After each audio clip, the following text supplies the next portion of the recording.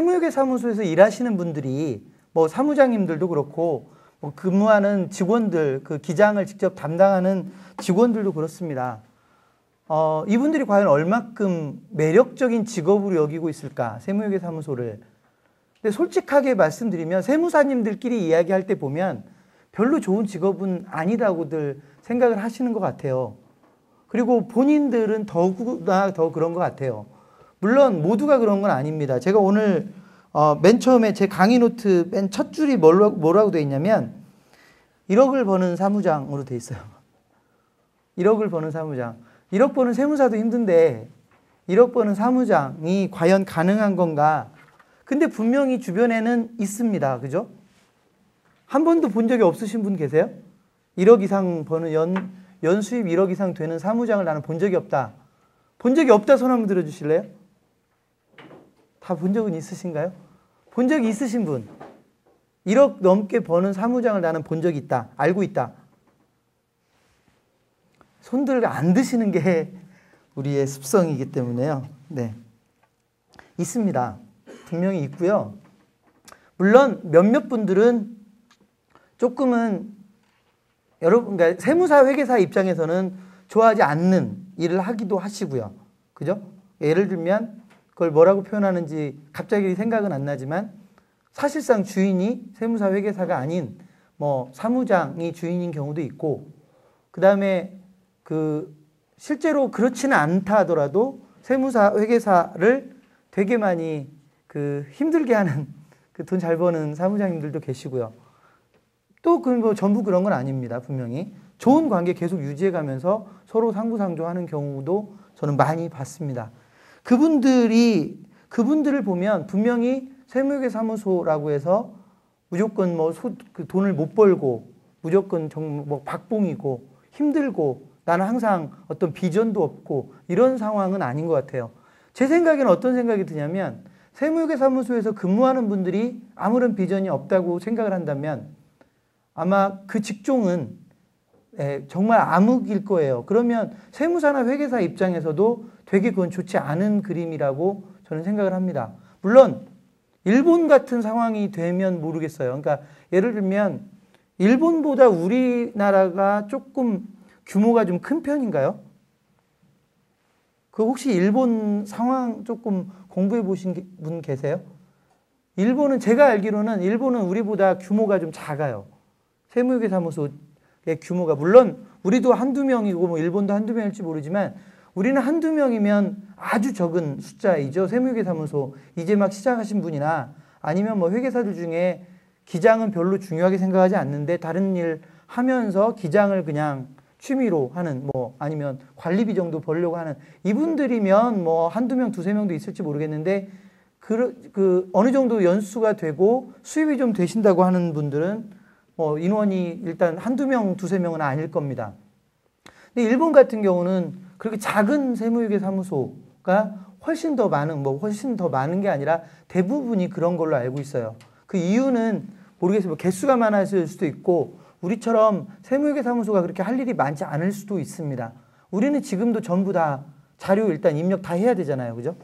그러니까 물론 뭐 프로그램을 활용해서 지금 많이 변해가고는 있지만 호환이 되는 프로그램들을 이용하면 별도로 세무회계사무소 자료를 입력하지 않아도 바로 그냥 데이터 호환을 할 수도 있지만 그걸 근데 제가 지난번 강의랑도 보면 그런 말씀을 드리면 도대체 저 사람이 무슨 말을 하는지를 잘 모르는 분들도 계시더라고요. 예를 들면 현금 출납장을 업체에서 그냥 엑셀로만 정리를 잘 했어도 그거를 다시 입력하지 않고 그대로 그냥 더존이나 키컴 같은 프로그램에서 불러드릴 수도 있는데 그런 방법을 사용하지 않는 분들은 사무실에서 잘 정리된 거를 그러니까 거래처에서 잘 정리된 자료를 보내주면 그거를 다시 다 입력을 하고 계시잖아요. 일반적으로 그렇죠. 일반적으로 아직도. 그러니까 그렇게 되면 결국 일은 많아지는 거고 그 일을 한다고 해서 또 뭐 돈을 많이 주지 않죠. 기장료 10만 원 이상 잘 안 주려고 하고 잘 운이 좋고 뭐 규모가 아예 큰 데나 그 이상을 주는 거지. 그러니까 이렇게 시장이 형성되어 있다 보니까 일은 많고 수입은 별로 안 되고 또 일이 많으니까 당연히 직원들을 많이 뽑아야 되고요. 또 세무회계사무소는 어떤 특징이 있냐면 일이 몰리잖아요. 그죠? 매달 몰리면 또 그래도 한번 버텨볼 만한데 보통 1월부터 5월까지 뭐 업무의 한 70% 이상이 몰려 있다고 봐야 될 것 같고 그 이후에 기간은 또 직원들이 거의 뭐 논다고 보면 좀 그렇지만 평상 상대적으로 상당히 한가한. 그러니까 이거를 오너 입장에서 보면 1월부터 5월까지는 참 안쓰러운데요. 근데 사람이 기억이 또 빨리빨리 잃어버리거든요. 안쓰러웠다가도 이제 6월부터 땡가땡가 노는 모습을 보면 그러면 이제 왠지 뭐 주는 월급도 아깝고 그 좀 밖으로 나가서 좀 영업도 좀 하면 좋겠는데 영업은 또 훈련도 안 되어 있고 뭐 이래버리면 답답하죠. 그래서 사실은 그런 모든 것들이 이렇게 겹쳐서 세무회계사무소 전체적인 시장이 어려워지지 않나 싶은데요. 어쨌든 어려워진 건데 이 상황을 그대로 계속 가져가서 거기에서 일하시는 분들이 힘들고 못 해먹겠고 이건 진짜 해먹을 직업이 아니다라고 생각을 해버리면 앞으로 일은 점점 더 어려워질 거고요. 세무사 회계사 입장에서 보면 점점 더 어려워질 겁니다. 그래서 이런 부분은 사실은 그 직원들이 뭐 생각을 바꿔서 될 일도 아니지만 세무사나 회계사들이 좀 더 적극적으로 이 시장을 변화시키려는 노력을 해야 될 겁니다. 다만 지금처럼 수입이 안 되는데 지금 내 입에도 풀칠하기 힘든데 뭐 직원들까지 챙기기는 또 쉽지 않죠. 그러니까 그것 때문에 시장을 조금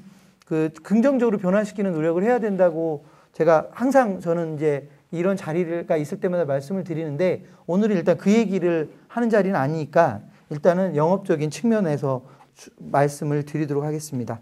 어쨌든 그 직원분들은 별로 일단은 좋은 직업이 아니라고들 생각을 하는 것 같아요.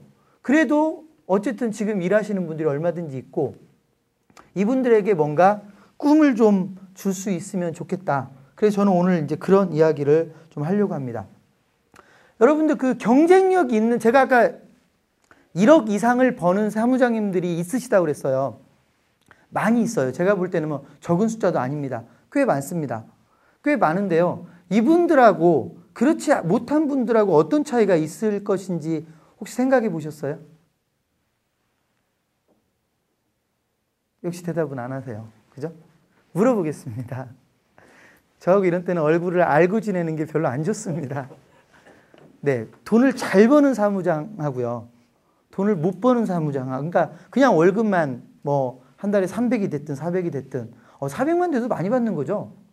세무회계 사무소에서 400만 돼도 많이 받는 거죠. 네, 하여튼 3, 400이든 뭐 4, 500이 됐든 월급만 딱딱 받아가는 그런 사무장하고 정말 1억씩 쫙쫙 1년에 1억씩 챙겨가는 사무장은 어떤 차이가 있으실 것 같아요? 영업력이요. 네. 영업력이겠죠. 뭐. 영업력이죠. 영업력인데 그 영업력이라고 이렇게 막연하게 생각하지 마시고요. 어떤 차이가 있냐 이거예요. 영업력, 사무장이 영업을 대부분 책임을 지고 있죠. 그죠? 사무장이라는 직함 가지고 영업 안 하는 분들은 별로 없으세요. 그런데 그러면 영업을 잘하는 사무장하고 영업을 못하는 사무장하고 어떤 차이가 있냐는 거예요.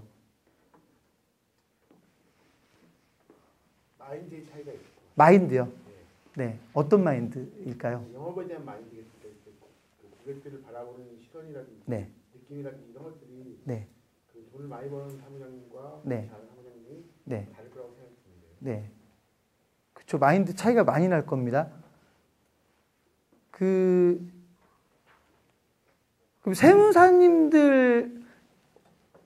세무사 입장에서 사무장에게 영업을 잘했으면 하는 생각을 가지고 있는 세무사께서 본인은 영업하는 방법을 알고 있을까요?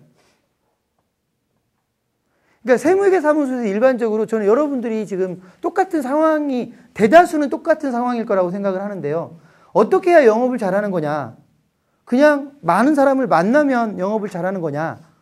아니면 영업에 뭔가 전략이 있는 거냐? 영업에 뭔가 스킬이 있는 거냐?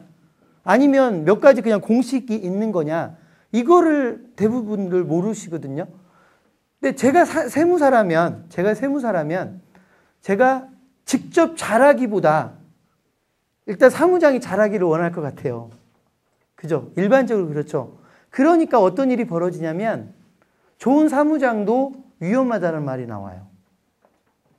그러니까 나는 세무사고, 나는 명색이 세무사고, 세무사가 소위 보험 영업사원처럼 이리저리 그냥 사람들을 의미도 없이 이렇게 막 뛰어다니면서 사람을 만나는 게 싫어. 그래서 나는 영업을 안 할 거야. 또는 나는 그런 영업을 안 할 거야. 나는 그냥 아는 사람만 만날 거야. 이런 생각을 가지고 있는 분이 사무장을 하나 선택을 했어요. 근데 이 사무장이 영업을 잘해요. 그 두 분이 갑니다. 그죠? 세무사한테는 행복이죠? 행복일 것 같죠? 죽음이죠. 죽음이에요. 그건 나중에 결과를 불을 보듯 뻔합니다. 그냥 그 세무사는 그 사무장에게 종속될 수밖에 없어요. 이거 제가 세무사님들 입장에서 말씀을 드리는 겁니다. 왜냐하면 솔직하게 다들 하는 얘기가 그거잖아요. 영업사원을 써야 되나 쓰지 말아야 되나, 영업사원을 써야 되나 쓰지 말아야 되나 고민하시는 분들 대부분 머릿속에 두 가지 문제예요. 하나는 영업사원을 썼을 때 이 사람이 내가 주는 월급만큼 일을 할 거냐, 이게 첫 번째 문제일 거고요. 두 번째 문제는 잘해도 걱정이거든요. 그죠? 잘해도 걱정이죠. 있을 때 내 거지. 이 사람이 내 옆에 사무실로 스카웃돼서 가면 다 가져갈 거라고 생각하시잖아요. 일반적으로 그렇게 생각들 많이 하시거든요. 심지어 제가 세무사들 수습 대상인 세무사들을 데리고 강의를 한 적이 있어요. 그 자리에서 뭐라고 했냐면, 여러분들 수습할 때 찾기 힘드시죠? 이렇게 얘기하면서 그건 전부 다 여러분들 선배들 때문입니다. 그래놨어요. 어떤 일이냐면, 수습세무사를 뽑아놓으면 세무사가 조용히 6개월 동안 열심히 배우고만 나가야 되잖아요. 근데 6개월 동안 배우고 꼭 사람도 데리고 나가고요. 6개월 동안 있으면서 거래처도 가지고 나가고요. 이런 일들이 종종 벌어지니까 기존 세무사들이 안 쓰게 되죠. 수습을.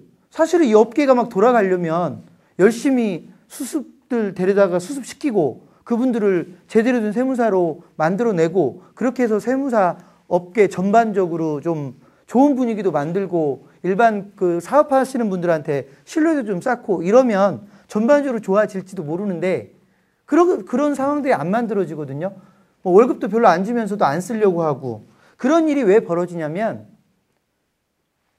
영업은 영업대로 이루어지고 나는 나대로의 따로 일을 하기 때문이에요. 사무장들을 쓰는 경우도, 잘하는 사무장을 쓰는 경우도 걱정하시는 분들은, 그분이 일단 영업해서 가져온 거는 영원히 내 것이 아니고 그분 것이 되고, 그리고 나는 그냥 도장만 찍어주는, 어찌 보면 도장만 찍어주면 되는, 그러니까 그런 분이 나중에 나가게 되면 내 걸 다 가지고 나가버리게 되는 이런 일이 벌어지죠. 그래서 사실은 근본적으로 이 자리에 전부 다 직원분들이 오셨다 하더라도 저는 어떤 얘기를 할 수밖에 없냐면, 일단 세무사나 회계사가 영업을 알아야 돼요. 영업을 알아야 되고 영업을 관리할 줄 알아야 되고, 스스로 영업을 어떻게 하는 영업이 잘하는 영업이고 어떻게 하는 영업이 잘 못하는 영업인지를 알아야 돼요. 그리고 급할 때는, 그러니까 안 해서 안 하는 건 상관이 없어요. 저도 요즘 영업 안 하거든요. 저도 요즘 영업 안 해요. 뭐 물론 프랜차이즈 본사들을 만나서 영업하는 거에 제가 지금도 하지만, 일반적으로 뭐 가가지고 광고 영업을 하거나 뭐 세무사님들 만나러 다니면서 저희 뭐 기업형 회계사무소 가입하세요 이런 얘기 안 한다고요. 그렇지만 할 줄은 알아야죠. 제가 가면 승률 몇 프로 나오는 줄 아세요? 세무사님들을 제가 설득하러 가면 승률 몇 프로 나오는 줄 아세요? 네, 최하 50% 나와요. 그러니까 2명 만나면 한 분은 그냥 저희 기업형 회계사무소 제가 가입을 시킵니다. 아예 제 말에 편견을 가지고 안 듣는 분들을 빼고는요. 물론 그것도 이제 전략적으로 내 말을 듣게 만들어야 되겠지만, 어쨌든 제 얘기에 귀를 기울이면 2명 중에 한 분은